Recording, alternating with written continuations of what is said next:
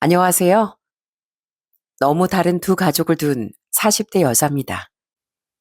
제가 말한 너무 다른 가족이란 바로 제 친정과 시댁이에요. 저희 친정과 시댁은 저와 남편에게 반대여도 너무 정반대인 존재거든요. 그런 두 가족으로 인해 저와 남편은 울기도 많이 울고 웃기도 많이 웃었죠. 또한 그렇게 너무 다른 가정에서 자란 뒤 새로운 가족이 된 저와 남편은 험난한 시간도 끈끈한 가족애로 이겨내며 아주 행복하게 살아가고 있어요. 이렇게 온통 가족 이야기로 가득한 제 사연 한번 들어봐 주시겠어요? 우선 저희 친정 부모님은 고생이란 고생은 다 하면서도 사랑으로 저와 남동생을 키워주셨습니다. 저는 특히 아빠를 생각하면 가슴이 많이 아팠어요. 분명 열심히 사셨건만 아빠에겐 자꾸만 불행이 닥쳐왔거든요.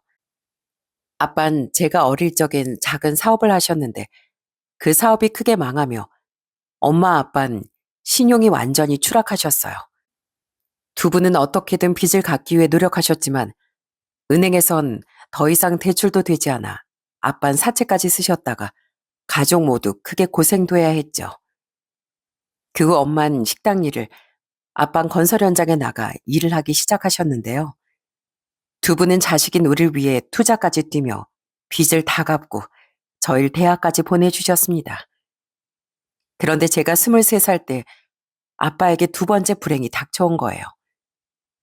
아빤 현장에서 일을 하다 그만 고층에서 추락해 영영 휠체어를 타시게 된 거죠. 아빤 그 사고로 인해 평생 하반신을 못 쓰게 되셨거든요. 여보, 미안해. 가장이 돼서 가족들을 부양하지 못할 망정 자꾸만 이렇게 짐만 되네. 얘들아, 미안하다. 아빤 크게 좌절하며 마음 아프게도 가족들에게 많이 미안해 하셨어요. 저는 평생 가족들을 위해 헌신한 아빠를 오래오래 곁에서 지켜드리고 싶었죠. 그렇게 아빠 엄마를 살뜰히 챙기며 살다 저는 30대 중반에 공무원이던 2살 연상의 남편과 결혼하게 됐어요. 그리고 저보다 2년 뒤 결혼했던 동생은 올케와 함께 아이 부모님을 모시고 살기 시작했고요. 동생도 동생이지만 올케에게 얼마나 고마웠는지 모릅니다. 올케는 저희 부모님을 자기 부모님 대하듯 때론 극진히 또 때론 친근하게 모셔주던 천사 같은 사람이었거든요. 또한 저희 남편도 정말 저희 부모님께 잘했죠.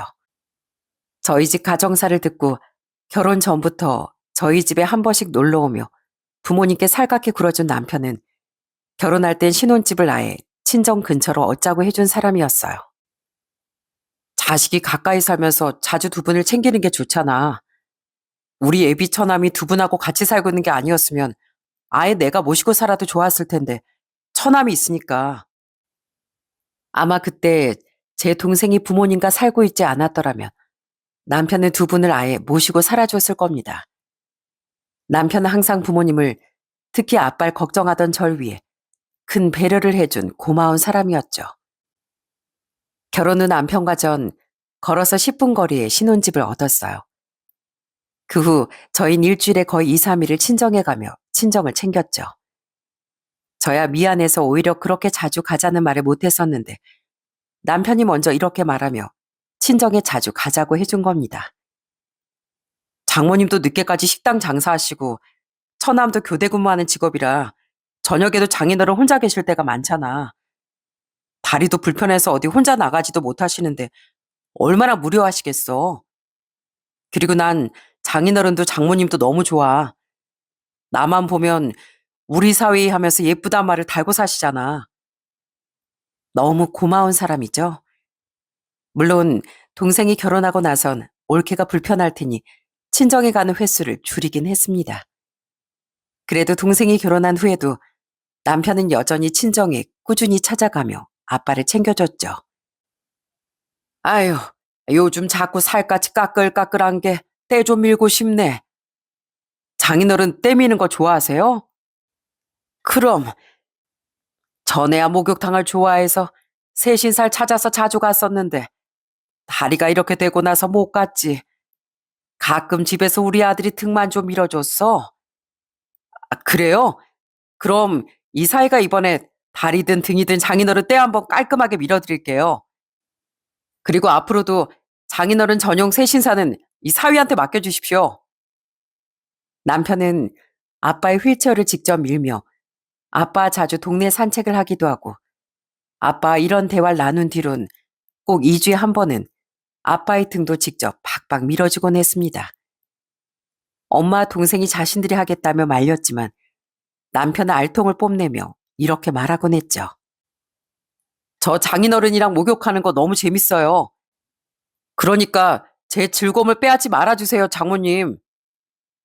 또 남편은 유독 트로트를 좋아하던 아빠를 위해 가끔 직접 트로트를 부르며 아빠에게 웃음을 드리기도 했습니다. 장인어른, 이 사이만 있으면 콘서트 갈 필요가 없다니까요. 자, 장모님, 댄스 실력 좀 검사하겠습니다. 이 사이 손잡고 한 바퀴 도시죠. 아빤 그런 남편을 정말 좋아하셨어요. 엄마도 유쾌하고 싹싹한 우리 사이만 보면 기분이 너무 좋아진다며 남편에게 굉장히 잘해주셨죠. 그렇게 부모님 집에 놀러 갈 때마다 저는 올케에게 자주 찾아가 미안하고 부모님을 잘 모셔줘서 고마운 마음에 꼭 생활비나 선물을 건네곤 했습니다. 또 갈 때마다 웬만하면 음식도 설거지도 다 제가 하려고 했고요. 살림 안 져서 미안해 올케. 그래도 일이라도 내가 해야 올케한테 덜 미안해서. 형님은 가족끼리 서운하게 자꾸 그러시기에요? 돈도 선물도 그만 좀 주시라니까. 형님 덕분에 저 재벌 되겠어요. 우리 편하게 좀 지내요. 우린 가족이잖아요. 부모님은 이런 올케도 저희 남편도 너무 예뻐하며 어떻게 이런 착한 사람들만 다 우리 가족이 되나 하고 하늘에 감사하셨어요. 그런데 아빠가 그만 제가 결혼한 지 5년 만에 지병으로 세상을 떠나신 거예요. 저희 두 아들이 4살, 2살 때 그리고 막내인 저희 딸이 제 뱃속에 막 자리 잡았을 때 말이죠. 아빠의 장례를 치르며 남편은 정말 많이 울었습니다. 장인어른, 나중에 우리 애들 장가 가는 것까지 다 보고 간다고 하셨잖아요. 아직 우리 애들 크려면 멀었는데, 아직 멀었는데. 그렇게 남편은 올케와 함께 아빠가 돌아가시기 전까지 정말 친자식보다 더 아빠를 위해준 고마운 사람이었어요.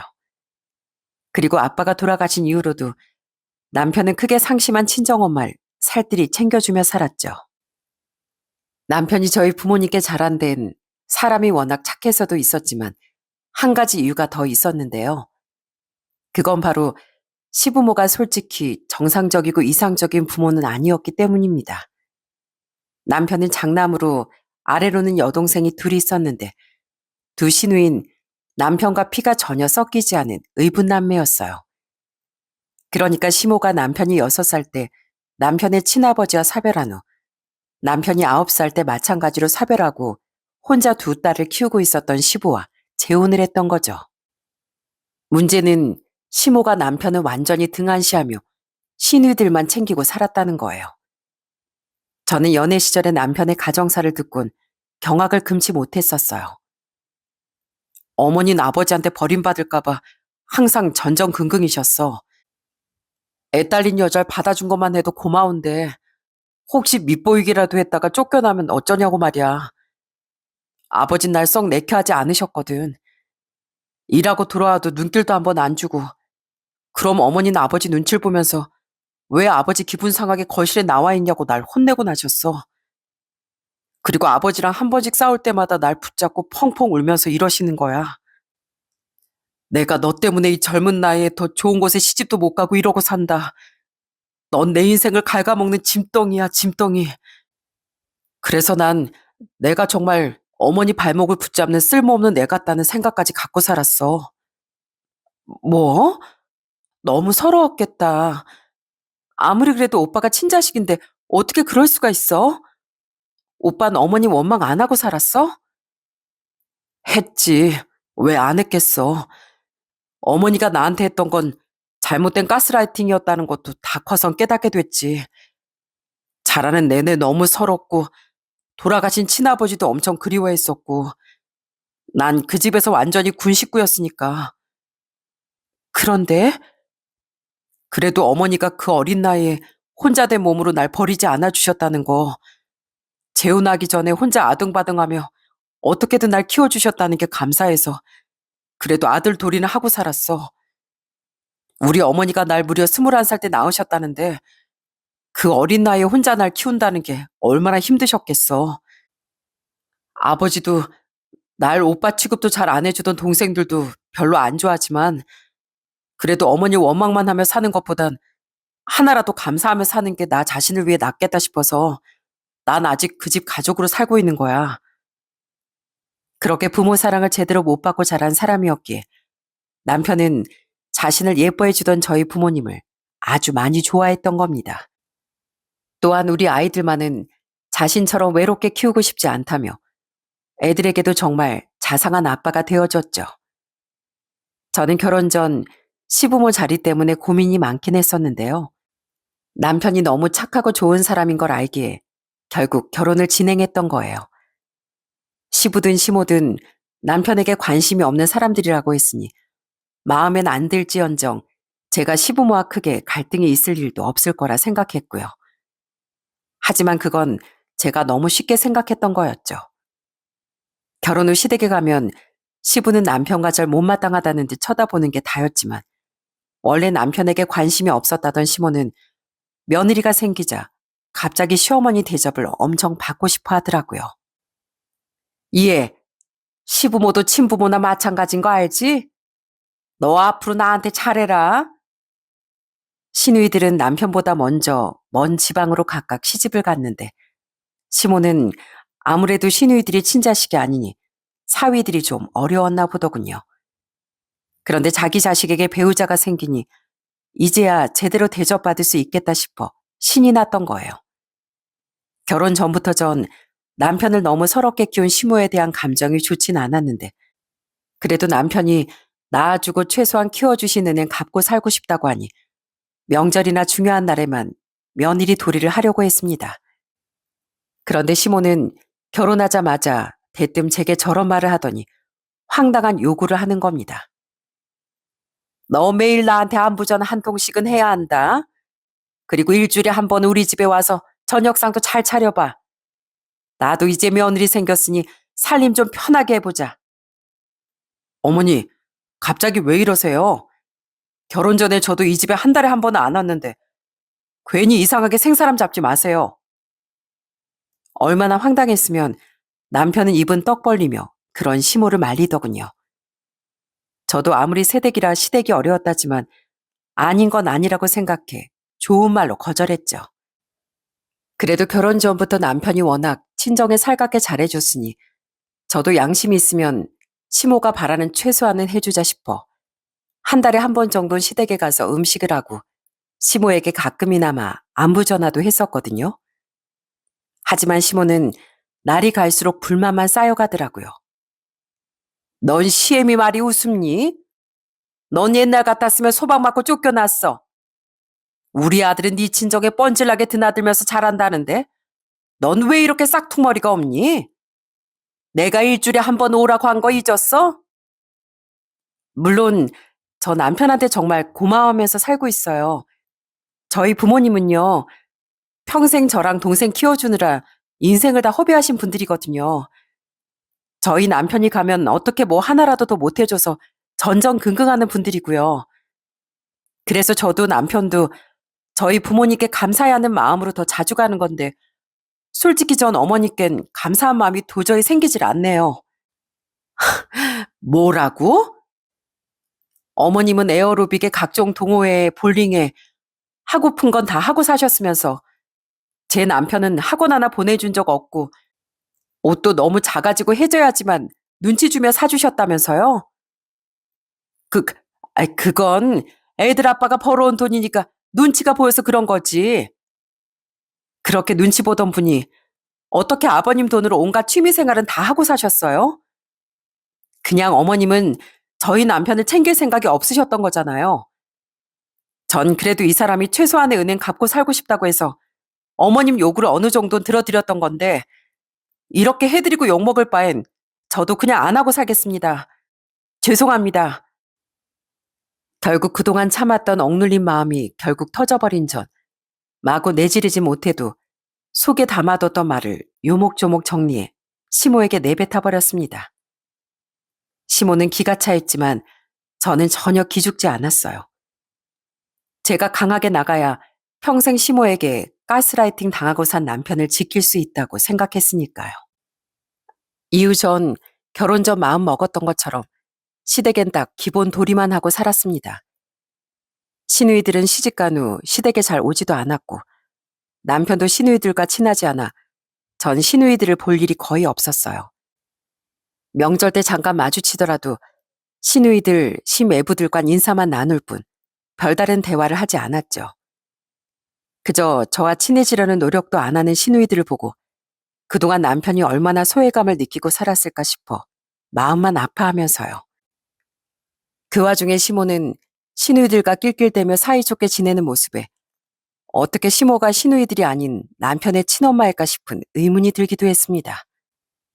그런데 그렇게 시누이들과 친했던 시모는 여전히 자식 된 돌이 며느리 된 도리는 저희 부부에게만 바라더라고요. 예, 다른 집 며느리들은 시어머니랑 둘이 백화점 데이트도 하고 좋은 옷들도 턱턱 사준다는데 너 뭐니? 예, 경호는 네 부모 해외여행 한번 보내줄 생각도 못하니? 다른 집 자식들은 효도한다 뭐다 아주 부모한테 통장을 갖다 바친다는데 시모는 꼭 우리에게만 이거 해달라 저거 해달라 하며 불평불만을 늘어놓더군요. 그리고는 종종 돈까지 요구하기에 저는 무조건 딱 잘라냈습니다. 제가 그러기 전에 남편이 먼저 잘 잘라내긴 했지만요. 그런데 한 번은 오랜만에 본 시누이들이 옆에서 자식돌이는 좀 하고 사는 게 어떠냐며 시모 말을 거드는 겁니다. 남편은 익숙한 듯 그 얄미운 시누이들의 말을 무시했지만 저는 이것들이 어디서 기어오르나 싶어 따끔하게 말해줬습니다. 내 남편이 받을 자식 사랑은 다 아가씨들이 받아놓고 왜 도리는 내 남편한테 하라고 해요? 뭐라고요? 어이가 없어서 정말. 새언니, 저희 시누이예요, 시누이. 그게 뭐요? 시누이든 시동생이든 말을 함부로 하면 혼나야죠. 그리고 아가씨들은 제 남편을 오빠 취급도 별로 안 해주고 있는데 무슨 시누이예요? 아가씨들이야말로 양심이 있으면 친자식도 아닌 아가씨들을 자기 친아들보다 더 금지옥으로 키운 어머님한테 효도나 좀 하세요. 남편은 욱해서 대꾸하려던 시누이들을 내 아내한테 더 함부로 굴면 가만 안 둔다는 말로 입을 꾹 다물게 만들더군요. 저는 날이 갈수록 그 집안이 점점 더 너무 싫어졌어요. 하지만 저희 부모님께 잘해도 너무 극진히 잘하던 남편을 봐서 꾹 참고 기본은 지키고 살았던 거죠. 그런데 저희 아빠가 돌아가신 지 일주일 만에 시모가 전화를 걸어 하는 말을 듣곤 저는 완전히 시댁에 발길을 끊어버렸습니다. 저희 아빠 장례식 땐 코빼기도 안 비쳤던 시모가 이틀 뒤 자기 생일에 와서 저더러 미역국을 끓이라는 어이없는 말을 내뱉었거든요. 저 지금 상중인 거 모르세요? 3일장 다 치렀고 일주일이나 지났으면 됐지. 상중은 무슨. 너 며느리가 돼서 시애미 생일에 미역국도 안 끓일 참이냐? 내 아는 언니 며느린. 그놈의 다른 며느리 얘기 좀 그만하세요. 그분들은 자식을 소중히 키우셨으니 좋은 부모, 좋은 시부모님 대접도 받고 사시는 거죠. 전 어머님이 너무 싫고요. 제 남편 가슴에 비수 꽂으면서 키워주신 어머님 생신에 아무런 수고도 하고 싶지 않아요. 이제 막 아빠를 잃은 사람한테 자기 미역국 끓이러 오라고 하는 사람하고는 저도 더는 상종도 하고 싶지 않다고요.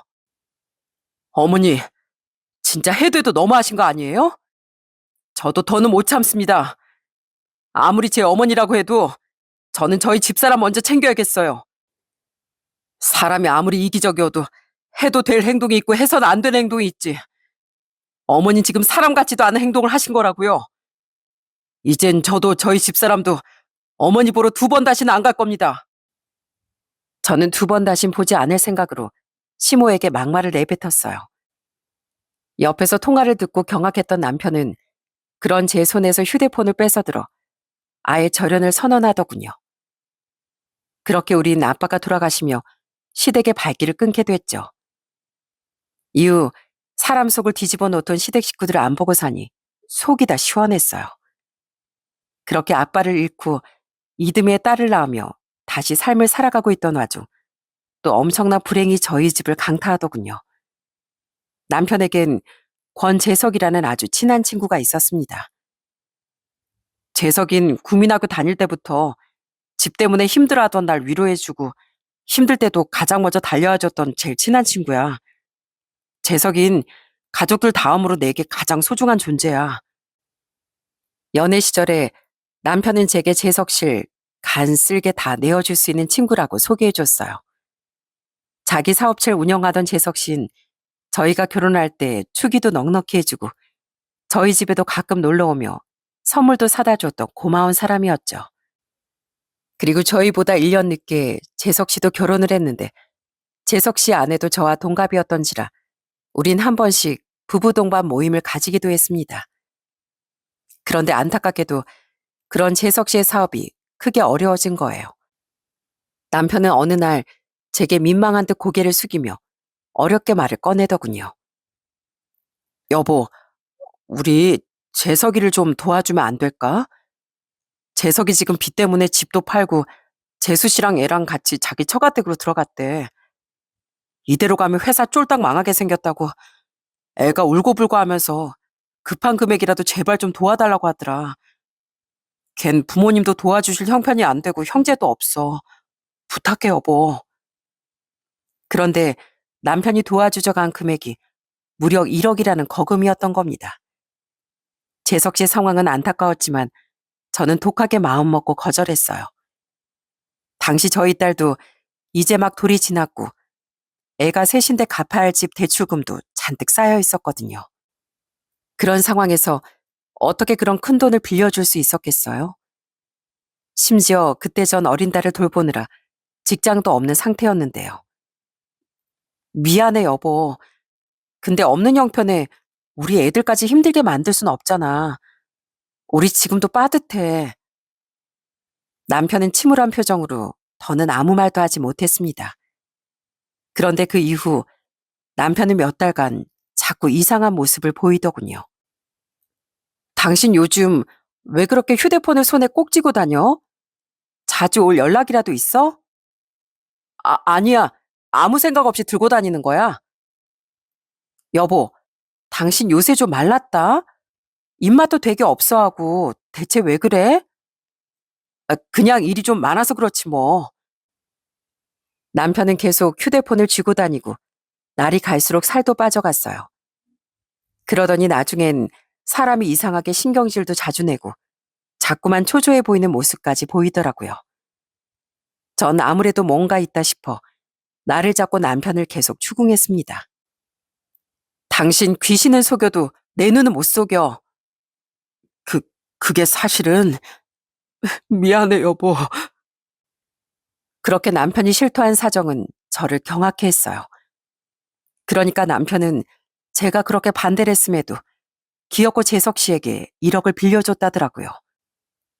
제게 들킬 게 뻔하니 현금 재산은 건들지도 못하고 카드사 이곳저곳에서 카드론으로 7천만 원을 받고 나머지 3천만 원은 신용대출을 받았다고 했죠. 저는 과거 부모님의 기억 때문에 항상 신용 점수를 잘 관리하고 살았거든요. 연애 시절부터 남편도 제 조언을 듣고 함께 신용 관리를 잘했었고요. 신용이 좋지 않으면 대출도 힘들고 이래저래 힘들어질 일이 많으니까요. 그런데 남편은 그렇게 좋았던 신용 점수 덕분에 대출을 그만큼이나 받을 수 있었던 겁니다. 직업도 공무원이었으니까 더더욱 말이죠. 겁도 없이 그렇게 큰 돈을? 카드론이랑 신용대출이 이자가 얼마나 센데. 재석이가 자기 인생은 다 끝났다면서 유서까지 쓰고 집까지 나갔었어. 그때 재수 씨한테 연락받고 얼마나 놀랐는지 몰라. 그래도 결국 더 위험한 짓을 하기 전에 애를 찾긴 했는데 이러다 진짜 친구를 영영 잃을까 싶어서 무모하게 도와줬던 거야. 그럼 그 돈은 어떻게 갚으려고 했는데? 아무리 그래도 생각이 있어 없어? 재석이가 빌려만 주면 다달이 이자랑 원금을 갚아준다고 했어. 그 말만 철석같이 믿고 도와준 건데 재석이가 계속 사정이 안 좋다, 미안하다고만 하면서 돈을 안 주는 거야. 그래서 결국 당신한테 말도 못하고 또 대출 받고 하면서 돌려막기라고 있었어. 정말 미안해, 여보. 정말 한숨이 푹푹 나오더군요. 마음이 약하고 착해도 너무 착했던 남편은 재석 씨가 극단적 선택까지 하려 했었다는 걸 알고 무리를 했던 거예요. 하지만 재석 씨가 계속 돈을 갚지 못해 돌려막기까지 하다 결국 제게 걸렸던 거죠. 남편은 죽을 죄를 지었다며 고개를 들지도 못하고 흐느끼더군요. 그리곤 자신이 어떻게든 다 갚겠으니 제발 이혼만은 말아달라고 애원을 하더라고요. 너무 답답하고 화가 났지만 그전까진 남편이 얼마나 잘했었습니까? 저는 화를 꾹 참고 2번 다시 이런 일 벌이지 말라는 경고와 함께 남편을 용서해 주기로 했어요. 그리곤 우선 급하게 돈을 벌기 위해 동네 대형 마트 일을 구했죠. 이미 벌어진 일 어떡해. 이대로 재석 씨가 언제 돈을 갚나 손가락만 빨고 기다리고 있을 순 없잖아. 그냥 우리가 다 갚아야 할 빚이라고 생각하고 우선 다 갚아야지 하는 마음으로요. 그리고 전 원래 어린이집에 보냈던 2 아들과 달리 너무 어렸던 막내딸은 친정 엄마께 맡기게 됐습니다. 당시 올케인 조카를 돌보며 전업주부로 지내고 있었는데 남편이 털어놓은 저희 집 사정을 듣고 올케가 고맙게도 이런 말을 해주더군요. 형님, 그럼 막내라도 저희 집에 보내세요. 어차피 저도 어머님도 집에 있으니까 1명 정도는 더 볼 수 있어요. 저 어린애 마음 아파서 어린이집에 어떻게 보내시려고요. 그래, 연수가. 애미가 고맙게도 저렇게 말해주니 막내라도 나한테 맡겨라. 그럼 애 하나 어린이집 비용이라도 아낄 수 있겠지. 너무 미안하고 죄송했지만 상황이 상황이었던지라 저와 남편은 염치불구하고 올케 엄마에게 막내를 맡겼던 거예요. 남편은 고개도 들지 못하고 올케 엄마에게 정말 미안해했죠. 제가 사정 나아지면 어떻게든 꼭 이 은혜 갚겠습니다. 감사합니다, 장모님. 감사합니다, 처남댁. 그리고 정말 면목 없습니다. 애미한테나 고마워하고 나한테 그럴 필요 없네. 장모 사이도 부모 자식지간 아닌가. 힘들 때 부모가 자식을 돕지 누가 도와. 장모님, 돌이킬 수 없는 사고를 친 절 그렇게 감싸주지 않으셔도 돼요. 됐네. 자네 장인도 망해봤네. 누구든 이런 어두운 때가 있는 법이야. 그리고 보통 친구도 아니고 자네가 힘들 때 그렇게 힘이 되어준 친구라며. 착한 자네 성정에 그걸 어떻게 모른 척 할 수 있었겠나. 다만 이번엔 방법이 틀렸으니 앞으로는 우리 딸이랑 손주들 생각해서 그러지 말게. 엄만 그렇게 말하며 남편을 안아주시더군요. 남편은 그런 엄마께 고마워서인지 감동받아서인지 장모님 소리만 하며 숨이 꺽꺽 넘어갈 듯 흐느꼈죠. 그렇게 저는 맞벌이를 시작했어요. 마트 일이 끝나면 집으로 돌아와 요샌 찾기도 힘든 부엌까지 쉬지 않았습니다. 남편도 대리운전을 뛰며 잠들 새도 없이 바쁘게 살았죠. 솔직히 저도 사람인데 저와 상의도 없이 1억이 넘는 빚을 남긴 남편을 원망하기도 했습니다. 그래도 내 남편이니 참고 이해해줘야지 하는 마음으로 원망을 꾹꾹 내리누르고 살고 있을 뿐이었죠. 그런데 맞벌이를 시작한 지 1달쯤 됐을 때 퇴근을 하고 있는데 웬일로 시모에게서 전화가 오더군요. 솔직히 삶이 너무 버거울 때 더 기분이 나빠지고 싶지 않아 전화를 받지 않았었어요. 시모와 엮여서 기분 좋았던 적이 한 번도 없었으니까요. 그러자 시모가 제게 깜짝 놀랄 문자를 보내더라고요. 네 시아버지 암 걸렸다. 중요하게 할 말이 있으니 전화 좀 받아라. 아무리 싫은 사람이라고 한들 어쨌든 내 시아버지란 사람이 암에 걸렸다니 마음이 좋진 않지 않겠습니까? 그래서 우선 다시 걸려온 전화를 받았더니 시모는 아주 기가 차고 황당한 용건을 꺼내놓더라고요. 거두절미하고 본론부터 말하마. 네 시아버지 좀 너희 집에 데려가서 네가 모셔라. 다행히 아직 암이 이기라고 하니 수술 받고 오래 입원할 것도 없이 퇴원해서 집에서 잘 요양해야 한다는구나. 그리고 다시 입원을 하든 통원을 하든 항암 치료를 해야 한다고 하는데 네가 네 시아버지 좀 모시면서 옆에서 돌봐드려라. 네? 그럼 어머님은 뭐 하시고요? 아가씨들은요? 나쁜 것들. 걔는 지들 아빠 일인데도 내가 간병 얘기 꺼내기도 전에 자기들은 한동안 바빠서 서울에 올라가지도 못한다고 못을 박더라. 그리고 자기들 집은 좁아서 객식구 받을 수도 없다고 하더라고. 지들 아빠한테 객식구라니 아주 이기적이고 못된 것들이야. 그리고 원래 시부모는 며느리가 모시는 거다. 뭐 나까지 너희 집에 들어가면 네가 더 힘들 테니까 난 너 생각해서 집에 남는 거야. 알아듣겠니? 시모는 제게 암 걸린 시부를 모시라고 말한 겁니다. 그러니까 시모는 이것저것 동호회, 취미활동에 노는 걸 그렇게 좋아하던 자신이 시부를 간병하기 싫었고 시누이들도 나 몰라라 하니 시부를 제게 떠넘기려고 했던 거예요. 몇 년 만에 제게 연락해서 말이죠. 세상에 뭐 이런 황당한 사람이 다 있나 싶더라고요.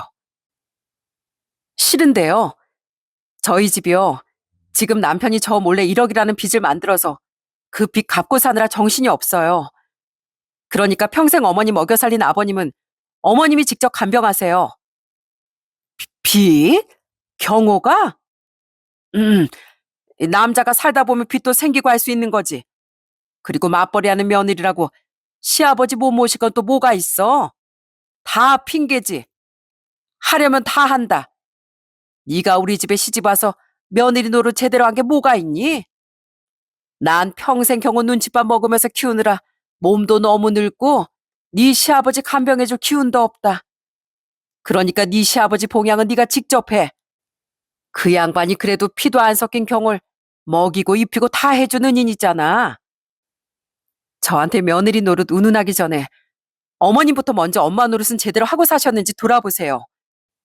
눈칫밥은 어머님이 아니라 저희 남편이 평생 먹고 살았죠.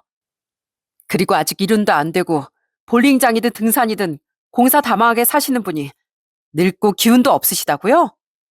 손바닥으로 하늘을 가리세요. 저도 저희 남편도 호구가 아니에요. 더군다나 제 남편 친아빠도 아니고 제 남편을 자식이 아닌 짐짝보도 귀찮게 여기고 산 분을 간병하고 싶은 마음은 요만큼도 없어요. 양심이 있으셔야지 진짜. 전 확실히 거절했습니다. 어이가 없어 저는 그 이기적인 시모에게 소리를 빽 지르곤 전화를 끊어버렸어요. 그리고 그날 밤 남편에게 그 일을 전해주며 이렇게 말했어요. 어머니가? 미안해 여보. 진짜 내가 어머니 때문에 환장하겠다. 기가 차서 정말.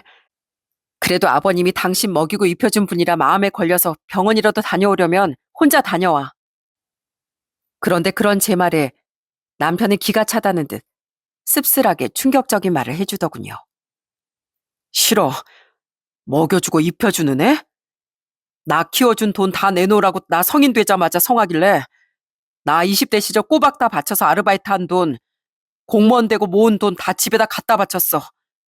더러워서라도 그딴 소리 듣기 싫어서. 눈칫밥도 밥이긴 하니까. 그 와중에 어머닌 자기한테 키워준 값을 평생에 걸쳐 용돈으로 달라는 말까지 하시더라. 물론 내가 거절했지만.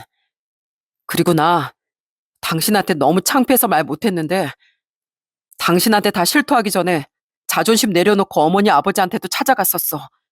돈 빌리려고. 뭐? 내가 못 살아. 대체 뭘 기대하고 거길 갔어? 나도 오죽했으면 거기까지 찾아갔겠어. 내가 무조건 나중에 다 갚을 테니까 제발 1,000만 원이라도 좀 빌려달라고 했거든? 근데 아버지가 뭘 하는지 알아? 거머리 자식이 다 컸어도 생판 남인 자기한테 빌붙으려고 한다면서 나한테 리모컨까지 던지더라. 뭐? 거머리? 어, 어머닌 한술 더 떠서 한 번 발길 끊었으면 그 길로 남남이라고 생각하고 사는 거지. 어디 부모 노후 자금을 탐내냐면서 날 쫓아냈어. 평생 자기 앞길에 걸린 돌만 되는 자식이라면서 말이야. 근데 내가 병문안? 절대 싫어. 먼저 날 남 취급한 건 그 사람들이야. 난 이제 어머니도 어머니라고 생각도 안 하고 살 거야. 미안해, 여보. 난 더 이상 당신한테 미안할 일 만들고 싶지 않은데 어머니랑 그런 통화까지 하게 해서. 남편은 부모란 존재가 자신에겐 재앙 같다며 눈물을 흘리더군요. 솔직히 시모 때문에 가뜩이나 터질 것 같던 스트레스가 폭발하기 직전이었지만 그런 남편이 너무 안쓰러웠어요. 그래서 괜찮다는 말을 하며 그냥 남편을 꼭 안아줬죠. 이후 시모는 포기하지 못했는지 제게 몇 번이나 전화를 걸더군요. 전 아예 시모의 번호를 차단해버렸죠. 그런데 시모가 기어코 얼마 뒤 저희 집 앞까지 찾아왔더라고요. 그리곤 퇴근하고 돌아오던 절 보자마자 쌍욕을 퍼붓지 않겠어요? 야, 너 뭔데 내 전화를 다 무시해? 어? 네가 경호한테도 내 전화 받지 말라고 했지? 어차피 계속 아버님 오시라는 소리 하시려고 연락하신 거잖아요. 전 확실히 거절했는데 자꾸 왜 이러시는 거예요? 왜 여기까지 쫓아오셨냐고요? 네가 시부모 무서운 줄 모르는구나. 하라면 하는 거지. 어디서 네가 거절하고 전화까지 피해? 내가 우리 아들을 어떻게 키웠는데? 우리 아들이 너랑 결혼하고 아주 이상해졌어. 그래도 어머니 어머니 하면서 자식 노릇은 하고 살던 애가 완전히 나한테 등을 돌렸잖아. 그것도 다 네가 우리 아들 조종한 거지? 나쁜 기집애. 그렇게 부모 자식 사이 갈라놓을 거면 그냥 이혼해. 그래도 내가 엄마인데 내가 갈라서라고 하면 우리 아들이 내 말을 끝까지 거역하겠어? 우리 아들이 얼마나 착한 앤데. 왜요? 이혼하라고 하면 누가 무서울까 봐요? 아니면 이혼시키고 기어코 어머님 아들이라도 데려다가 계부 병간호라도 시키시려고요?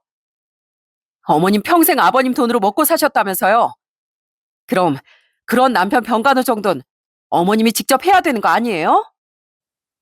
나한테 앞으로 남은 젊은 날이 얼마나 짧은데 그깟 병간호에 매여 살 시간이 어디 있어? 예로부터 며느리 공짜 종이라고 그랬어.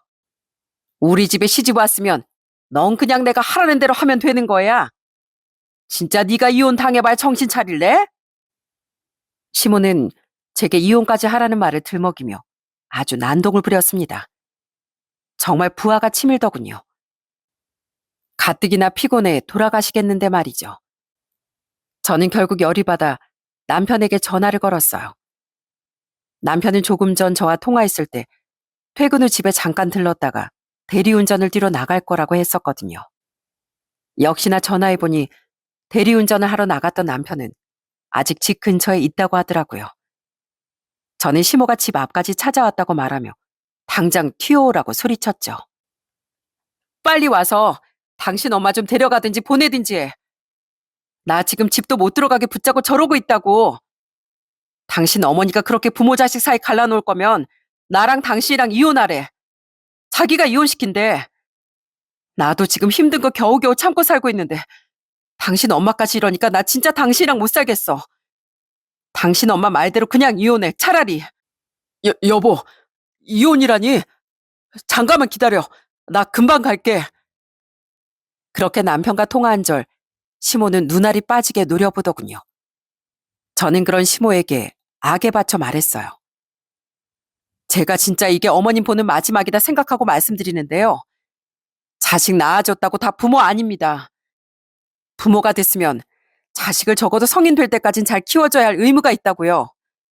근데 그 어린애한테 너 때문에 내 인생이 망했다는 말 같지도 않은 말을 하고 자식 인생은 어떻게 되든 말든 자기 욕심만 채우고 살려는 사람이 어디서 부모 대접을 받으려고 들어요?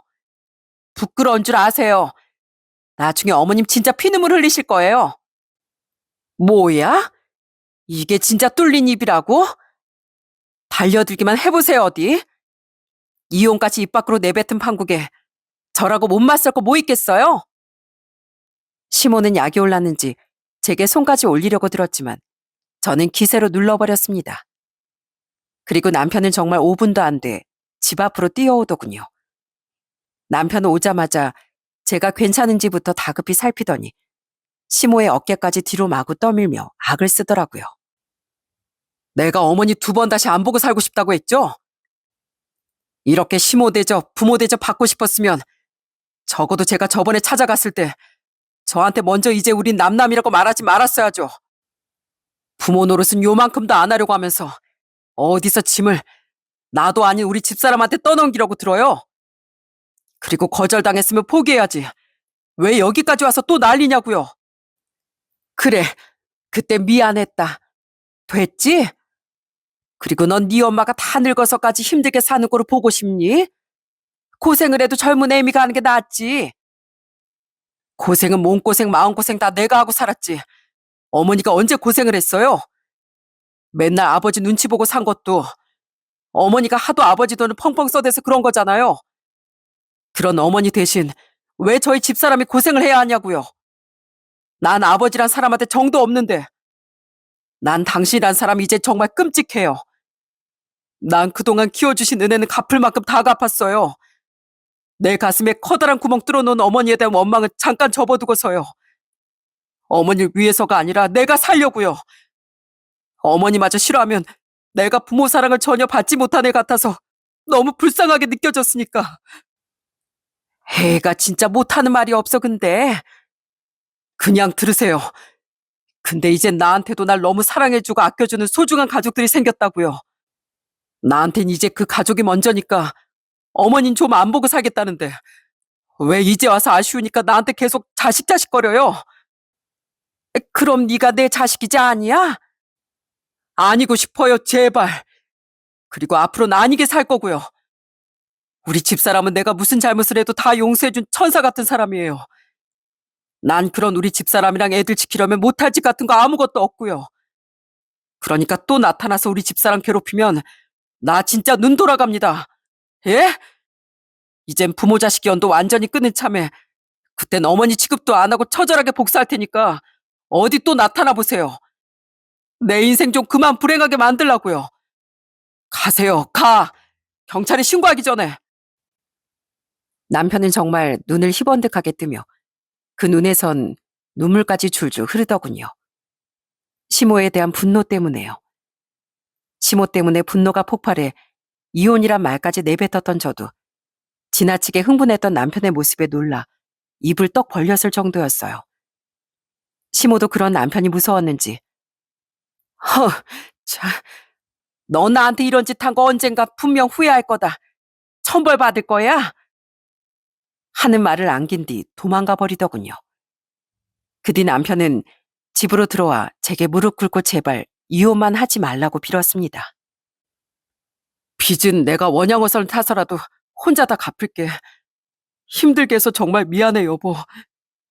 우리 어머니도 또 찾아오면 내가 무슨 짓이든 할 테니까 제발 내 옆에만 있어줘. 나한테 당신이랑 애들은 내 인생 전부야. 나 당신마저 없으면 진짜 세상 살아갈 이유가 없어. 제발, 제발. 어찌나 서럽게 우는지 저도 그런 남편을 따라 오열하고 말았습니다. 알았어. 이혼하자고 해서 미안해.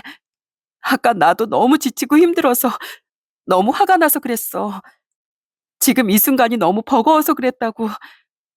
물론 당신을 많이 원망도 했지만 그래도 당신이 나랑 애들 그리고 친정이 어떻게 했는데 내가 고작 이번 한 번으로 당신을 외면할 수가 있겠어? 나 당신 옆에 있을 거야. 그러니까 울지 마. 저와 애들을 힘들게 만들긴 했다지만 그래도 이런 착한 사람이 세상에 또 어디 있나 싶어 한없이 마음이 약해졌습니다. 그렇게 우리 둘은 서로 부둥켜 안고 서럽게 오래오래 흐느꼈죠. 다행히 이후 시모는 저희 앞에 나타나지 않았어요. 이기적인 시누이들이 시부를 보살필 일도 아마 없었을 테니 아마 시모는 혼자 시부를 간병하며 살고 있을 겁니다. 남편과 전 시모와 완전히 연락을 끊었으니 확실치 않지만요. 그렇게 남편을 불우하게 키웠던 시모와 시부는 아주 초라한 결말을 맞게 됐죠. 시부는 암투병을 하며 자기 자식들에게 외면받고 시모의 눈칫밥만 먹으며 살아야 할 테고 시모는 시모대로 혼자 힘들게 시부를 간병해야 할 테니까요. 물론 시모가 시부를 나 몰라라 했을 수도 있겠지만 그래도 시모는 아주 쓸쓸한 결말을 맞을 거라고 믿어 의심치 않았습니다. 딱 한 사람 유일하게 한때나마 자신을 진심으로 생각해줬던 자기 아들을 자기 손으로 영영 잃었으니 말이죠. 그렇게 지금은 그때로부터 1년 정도의 시간이 흘렀어요. 그리고 다행스럽게도 몇 달 전 재석 씨는 저희 집에 찾아와 머리 숙여 저와 남편에게 사과하고 빚도 절반 정도를 갚았습니다. 이제야 사업 사정이 좀 풀렸다면서요. 정말 죄송합니다, 재수 씨. 저 정말 많이 원망하셨죠? 제가 정말 빨리 돈을 갚으려고 했는데 자꾸만 사업 사정이 더 안 좋아져서 이런 잘못을 저질렀네요. 사람이라는 게 간사해서 앞날이 너무 막막하니까 자꾸 도망치게 되더라고요. 네, 저 재석 씨 원망 많이 했어요. 속으로 욕도 정말 많이 했고요. 그래도 이렇게 찾아와서 사과하고 돈도 갚아줘서 다행이네요. 요즘에 가족이나 지인한테 돈 사기치고 도망가는 사람들도 많은데 그래도 재석 씨는 그러지 않았네요. 저한테 경호가 어떤 친구인데 제가 그러겠습니까? 경호는요, 진짜 스스로 목숨 끊을 생각까지 하던 절 살려준 은인이에요. 경호 아니었으면 제 사업도 제 인생도 진즉 망했을 거라고요. 재수 씨, 다시 한번 정말 죄송합니다. 제가 이번에 했던 잘못 평생 정말 두 사람에게 속죄하고 살게요. 경호야, 정말 미안하고 또 미안하다. 그렇게 빚의 절반을 갚은 재석 씨는 그 뒤로도 꼬박꼬박 다달이 원금과 이자를 갚고 있습니다. 덕분에 남편과 전 빚 걱정은 덜어놓을 수 있었지만 그래도 우선 빚은 이자 때문이라도 빨리 갚는 게 나으니 아직도 맞벌이는 하고 있죠. 엄마와 동생 내외는 저희 사정이 나아진 일을 진심으로 축하해 줬어요. 엄만 남편을 이렇게 위로해 주셨죠. 자네가 착하니 자네 주위에도 심성이 악한 사람은 없는 게야. 사돈들 일은 원래 부모란 자네가 선택할 수 있는 게 아니지 않나. 그러니 기왕 마음 정리한 거 싹 잊고 앞으로도 부모가 필요할 일이 있으면 나한테 언제든지 기대면서 살게. 매영, 동생이 필요하면 저한테 연락하시는 것도 잊지 마시고요. 또한 항상 진짜 형제처럼 남편과 우애 좋게 지냈던 동생의 말까지 듣고 남편은 눈물을 주르륵 흘렸습니다. 나중에 말하길 남편은 저와 결혼하며 자신에게도 진정한 가족이 생겼다는 사실을 그때 새삼 다시 깨달았다고 하더라고요. 그러니 자신은 시부모와 연을 끊었어도 더 이상 고아가 아닌 부모도 형제도 아내와 자식까지도 다 있는 행복한 사람이라고 말하며 웃었죠. 그렇게 남편과 전 서로와 아이들 외에도 너무 고맙고 소중한 친정엄마와 동생 그리고 천사 같은 올케에게 은혜를 갚는다는 마음으로 정말 잘하며 살고 있습니다. 그리고 사정이 나아지면 올케 엄마에게 막내를 돌봐준 보답을 꼭 해주고 싶어요. 특히 올케에겐 저희 부모님을 모셔준 은혜를 두고두고 갚으며 살 생각이에요. 이렇게 남편과 전 힘겨운 우여곡절을 겪긴 했지만 서로를 의지하고 가족들의 도움을 받아 힘든 시기를 무사히 이겨냈죠. 이렇게 가족이란 사람의 마음을 끝없이 고통스럽게 만들 수도 있고 또 사람에게 끊임없는 힘을 줄 수도 있는 커다란 존재 같습니다. 여러분의 곁엔 어떤 가족이 여러분 곁을 지키고 있나요? 또 여러분은 그들에게 어떠한 가족이 되어주고 계신가요? 부디 제 사연이 가족이란 존재에 대해 한번 생각해 볼 수 있는 좋은 시간이 여러분께 되어드렸으면 좋겠습니다. 그리고 여러분은 반드시 가족에게 아픔이 아닌 행복을 줄 수 있는 가족이 되시길 바랍니다. 그럼 전 이만 여기서 사연을 마치고 인사드릴게요. 끝까지 들어주셔서 감사합니다.